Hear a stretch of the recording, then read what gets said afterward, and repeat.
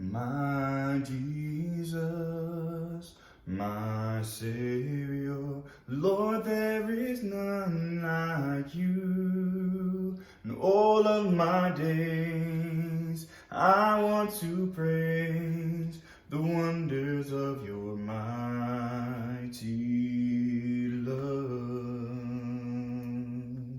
My comfort, my shelter, tower of refuge and strength, let every breath, all that I am, never cease to worship you.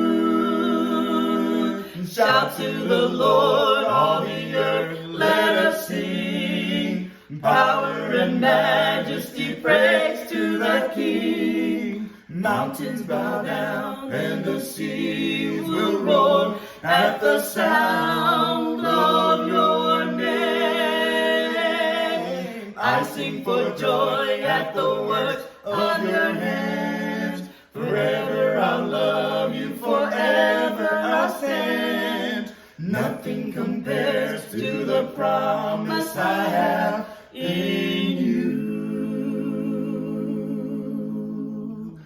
My Jesus, my Savior, Lord, there is none like you. In all of my days, I want to praise the wonders of your mighty love. My comfort, my shelter, tower of refuge and strength, let every breath, all that I am, never cease to worship you. Shout to the Lord, all the earth, let us sing, power and majesty, praise to the King. Mountains bow down and the seas will roar at the sound of your name. I sing for joy at the works of your hands. Forever I'll love you, forever I'll stand. Nothing compares to the promise I have in you. Great is thy faithfulness, O God, my Father. There is no shadow of turning with thee. Thou changest not, thy compassions, they fail not. As thou hast been, thou forever will be. Great is thy faithfulness, great is thy faithfulness. Morning by morning, new mercies I see. All I have needed, thy hand hath provided. Great is thy faithfulness, Lord, unto me. Pardon for sin and a peace that endureth, thine own dear presence to cheer and to guide, strength for today and bright hope for tomorrow. Blessings all mine with 10,000 beside. Great is thy faithfulness, great is thy thy faithfulness. Morning by morning, new mercies I see.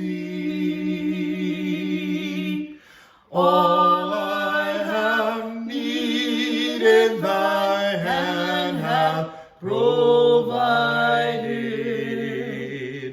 Great is thy faithfulness. Great is thy faithfulness.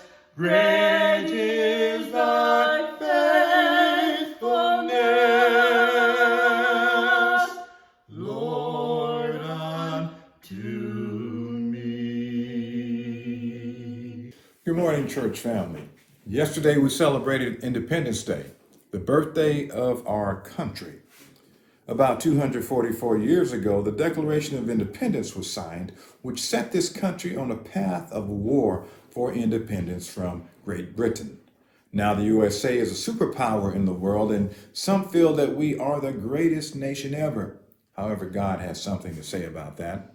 In the book of Daniel, God named Babylon, Persia, Greece, and Rome as the greatest world kingdoms of all times. Alexander the Great is seen as the greatest warrior. He conquered the world at the tender age of 32 years. The greatest king? God says it was David of Israel. And King Solomon was the wisest. The thing about being greatest is that all others are measured against them, and it seems that someone is always trying to become greater still. We have contests, reality shows, opinion polls, and all sorts of mechanisms to determine the best, the greatest. If we ask current world leaders who is the greatest, Kim Jong-un, Vladimir Putin, President Trump, and Xi Jinping are likely to be among those who felt like they fit the bill. But how is greatness defined? Is the one who has the most money, fame, or success the greatest? Is it measured by the size of your army, your economy, or your expansive vocabulary? Here's how God measures true greatness. Greatness is not measured by accomplishments, but by humility. One day, Jesus' disciples came to him and asked, "Who is the greatest in the kingdom of heaven?" Only days before, Peter, James, and John had gone up into the mountain with Jesus and saw him transfigured and talking with Moses and Elijah. Afterwards, Jesus had to cast out a demon because the 9 who were not on the mountain could not do it. Jesus told them their faith was too small. So naturally, Peter, James, and John would figure that they should be the greatest in the kingdom, just a tad under Jesus. But Jesus called a little child to come over to him, put him in the middle of all of them, and said, "This is the truth. Unless you become as a little child, you will not even see the kingdom of heaven. Whoever humbles himself as his child is the greatest in the kingdom." That's not what the disciples or any of us were expecting to hear, but it is God's eternal truth. If you want to be great, you must be humble. Greatness is measured by service. Just before the Passover meal, Jesus' disciples argued over who would be the greatest among them. Jesus said, "Among the Gentiles, the heathen nations, the kings are regarded as greatest, and they exercise dominance over the people. Not so among you," he said. "The greatest shall be the servant of all, even as I have come to serve and not to be served." President John F. Kennedy famously said, "Ask not what your country can do for you. Rather, ask what you can do for your country." Too many of us are waiting to be served, but God is looking for people who genuinely want to be great, people who are willing to serve God and others. Greatness requires work, it requires sacrifice. Greatness is measured by love. Love is the greatest of all time and eternity. Who's the greatest? Muhammad Ali proclaimed himself to be the greatest. And quite likely he is the greatest boxer in history so far. We've crowned Michael Jordan as a GOAT, or greatest of all time in basketball. Jim Brown, Jerry Rice, Tom Brady, Deion Sanders as greatest in football. Babe Ruth, Barry Sanders in baseball. However, the love passage in 1 Corinthians ends with this verse. "And now these 3 remain, faith, hope, and love. But the greatest of these is love. Love is patient. Love is kind. It is not envious. Love does not brag. It is not puffed up. It is not rude. It is not self-serving. It is not easily angered or resentful. It is not glad about injustice, but rejoices in the truth. It bears all things, believes all things, hopes all things, endures all things, and love never fails. Therefore, it is the greatest of all time. By the way, God is love. So God is the greatest of all time. We tend to worship greatness. We enshrine greats in halls of fame. We write books about them and sing songs about them. We make them larger than life. Now, as we study greatness according to God, His humility, His service, His love, I invite you to enshrine Him in your heart as King of Kings and Lord of Lords. May we all sing to Him, my God, how great Thou art. God bless you. And now we'd like for you to enjoy this song written by Marsha Hatley, God's Love. God bless you. In the Bible it speaks of a beautiful word. It is love that brought us out of the world. It was Jesus who taught it. Yes, He lived love before us. God's love is so precious to me. Oh, blessed Lord, give me strength, and help the love of God to ever show in me as I walk on this earth, as I labor and toil. Give me grace to stand for Thee. Oh, when the storms of this life try to come and press me down, when it seems oh so dark and there's nowhere to turn, I remember the love of God is greater than all. It will always carry me through.